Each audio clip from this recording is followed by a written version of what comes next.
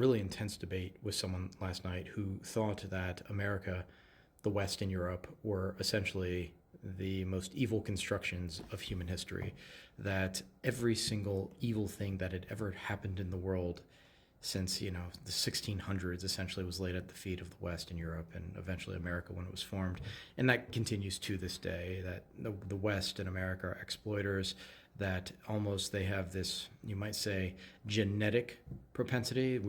She was veering very close to making this case that it was like this Caucasian thing to expand and to steal and exploit others. And I was trying to make the case like you can't really make that case because every culture, every empire, every nation on earth has engaged in similar activity, and it's not just this didn't start in the 1600s or something. There's a book called War Before Civilization, and researchers have gone and looked at these 50,000 years ago. They find these tribal fights. They can find mass graves, and that you see mass graves where people are essentially stabbed through the heart or something, and there's no defense wounds, which means they weren't fighting back, they were just executed.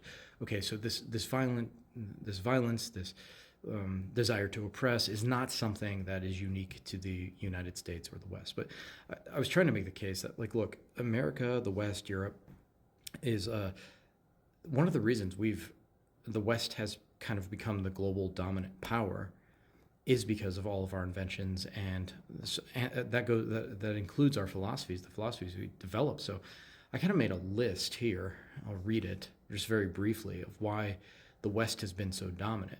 I think it starts with Greek philosophy, you could say, with Socrates, Plato, Aristotle, logics, ethics, metaphysics. You start to see the rule of law, Roman law, the justice system, legal rights, Christianity, which starts to give the idea of universal dignity, the idea of charity and moral equality. Now, I'm not saying all of this, it happened overnight, but you can see the seeds of what would come to be the American Constitution and Bill of Rights. So, again, I'm not saying from the beginning we practice this perfectly, but you can see the seeds of what would become universal Enlightenment principles. You had Renaissance humanism, where you start to shift from focus on the divine and religious to you might say, the holiness of the individual, or the dignity of the individual, of the working person. You also see the rise of art and science, and then the Enlightenment comes on the scene, and the idea of liberty, individual rights, the separation of powers among government, so it's not all vested in one person. You split it up, and the splits in the government are at odds with each other. You see more and more works on anti-tyranny, anti-monarchy, Locke, Montesquieu, Voltaire. And then we have the scientific method. Francis Bacon talks about, torturing nature. I know it's kind of a violent language, but what he means is like you take nature, you torture it so it'll confess its secrets. And whenever I see the Large Hadron Collider, I think, yeah, we're torturing nature here to give us its secrets. So we have empirical observation and experimentation. And then, from all of this, we start to get our modern conception of civil rights, free speech, private property, limited government. And then we have to look at the tech that the West has created. The printing press, Gutenberg, made literacy widespread, knowledge widespread. The encyclopedia is something that it was my favorite word in the world growing up. I loved to read the encyclopedia.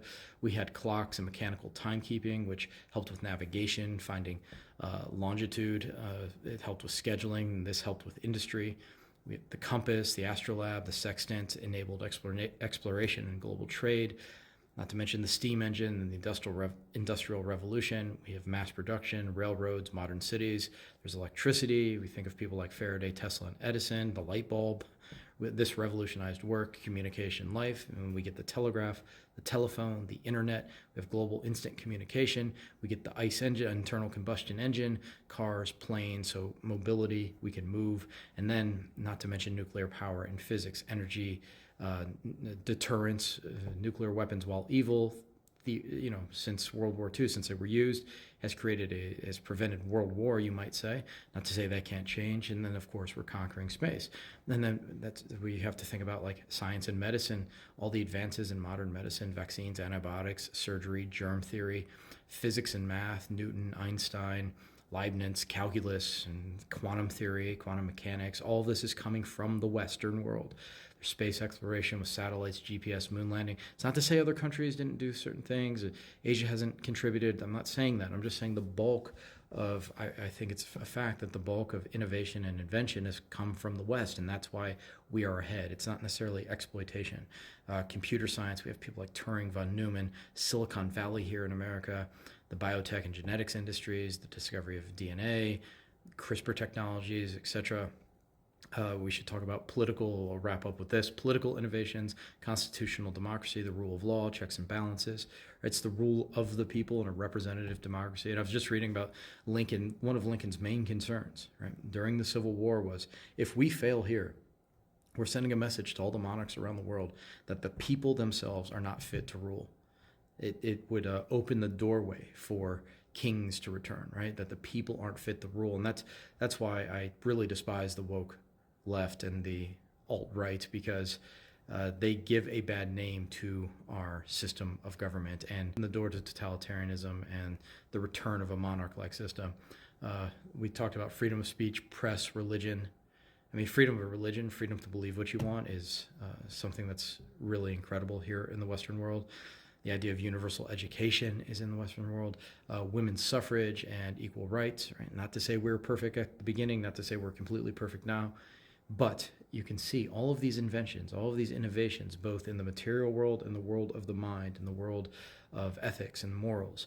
It's all the West. So when you look at America and you think and the West and Europe, and you think they're only ahead via exploitation, that's just not the case. Sure, some of their gain came from exploitation. There's no debating that. But I think if you're looking at all the variables in why the West has become dominant, you have to give the most weight to the variables of innovation and invention.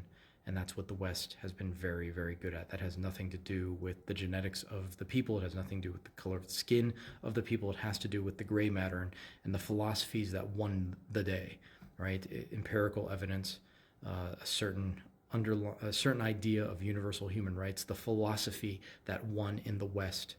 Adam Smith rather than Marx, right? Christianity rather than atheist Marxism. This is why the West is ahead. And even, I'm not saying theocratically Christian. I'm saying that essence of we're created by a creator, and because of that we have inalienable rights. That sort of idea, generic spirituality, the way that the founders use the word creator. That's what I'm talking about. And that essence of Christian morality, the rejection of Nietzsche, right? Making sure, because even within our society, we had those who didn't like our society and wanted to change our society and alter our society. And we look at those people we look at the Nazis, we look at the fascists, we look at communist Maoist movements. People who understand the West have a visceral reaction against those movements because it violates everything that the West stands for and should stand for.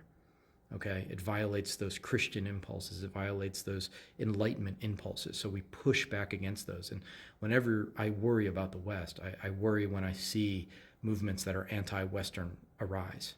That's what I worry about. So this person disagreed with everything and essentially considered the West just the devil on the world stage. Had a lot in common. They have a lot in common with the way Iran views America and the West, right? This is how they view the Western world as the great Satan. That's how they view it, and I couldn't disagree more.